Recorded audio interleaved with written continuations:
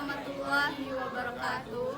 Perkenalkan, kami dari kelompok 3 yang beranggotakan Fazila Amira, Aida Suci Lestari, Revalia. Saya Fikri Ramadan. Di sini kami akan menjelaskan tentang peradaban Mesopotamia.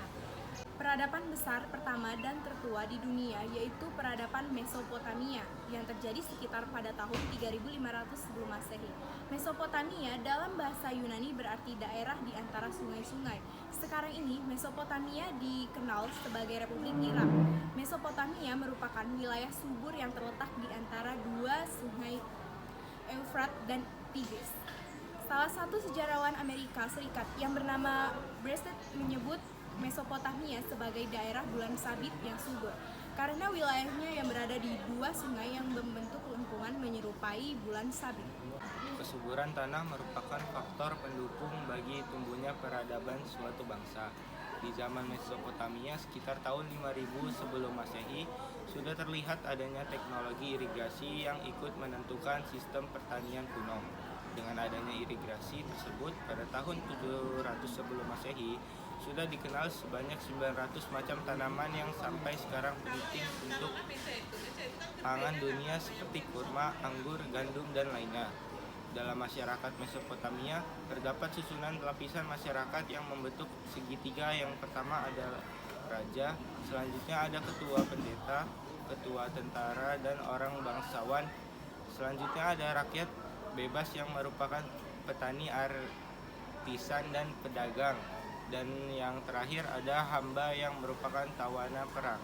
Selain itu, ada beberapa bangsa yang mengembangkan peradaban Mesopotamia. Yang pertama, ada bangsa Sumeria. Bangsa Sumeria adalah bangsa pertama yang menguasai Mesopotamia. Kota yang tertua adalah kota Ur, yang terletak di dekat muara sungai Eufrat, yang juga merupakan pusat perkembangan pemerintahan. Rajanya disebut Patesi atau pendeta rangkap raja. Salah satu rajanya adalah Patesi Buet. Masyarakatnya pada saat itu hidup dengan bertani. Mereka mengairi tanah pertanian dengan membuat saluran air dari kedua sungai, yaitu Eufrat dan Tigris. Bangsa Sumeria terkenal sebagai bangsa yang pertama kali mengenal roda dan gandum. Bangsa Sumeria menggunakan tulisan paku atau cuneiform yang terdiri dari 350 huruf. Biasanya dituliskan pada papan tanah liat yang digores menggunakan karang. Huruf paku juga dikembangkan oleh beberapa bangsa seperti Yunani yang mengembangkan huruf alfa, beta, dan gamma, serta bangsa Romawi yang telah mengembangkan huruf Latin. Dalam hal kepercayaan, bangsa Sumeria awalnya sudah menganut kepercayaan politeisme, di mana mempercayai adanya lebih dari satu Tuhan. Mereka percaya dan menyembah dewa dengan dewa utamanya Marduk. Bangsa Sumeria juga percaya dan menyembah terhadap para dewa yang dianggap memiliki kekuatan dari unsur alam. Selanjutnya bangsa Akkadia. Sejak tahun 3300 sebelum Masehi, bangsa Akkadia bermukim di Mesopotamia bersama bangsa Sumeria. Penguasa yang berjaya dari bangsa Akkadia adalah Sargon. Beliau merupakan seorang perwira yang agung. Bangsa Akkadia lebih memilih membangun kebudayaan baru di Mesopotamia dengan menggabungkan dengan kebudayaan yang ada. Bangsa Akkadia berpendapat bahwa akulturasi kebudayaan adalah langkah yang tepat untuk membangun Mesopotamia baru di bawah kekuasaan bangsa Akkadia.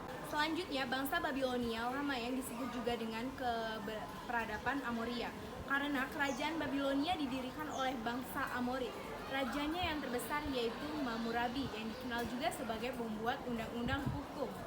Yang dibuat Hammurabi dikenal oleh dunia sebagai Kodeks Hammurabi. Kodeks ini berisikan hukum yang dipahatkan sebuah tugu batu yang bertempat di tengah kota dengan tujuan agar masyarakat Babilonia bisa membacanya. Kodeks ini terdiri dari 282 pasal serta ditambah dengan prolog dan epilog. Kemudian bangsa Assyria. Bangsa Assyria merupakan penakluk daerah-daerah yang berada di sekitarnya. Kerajaan Assyria terbagi menjadi 3 masa, yaitu Assyria Tua, Assyria Tengah, dan Assyria Baru. Bangsa ini mempunyai corak militer dan dikenal juga sebagai bangsa Roma dari Asia. Pemerintahan Assyria dipimpin oleh seorang raja. Wilayah kerajaannya terbagi menjadi beberapa provinsi dan setiap provinsinya dipegang oleh gubernur yang bertanggung jawab kepada raja.